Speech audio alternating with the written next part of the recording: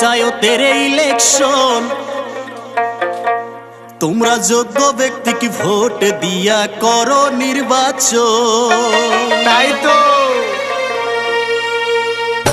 আইলো পঞ্চায়েতের ইলেকশন, যোগ্য ব্যক্তিকে ভোট দিয়া করো নির্বাচন।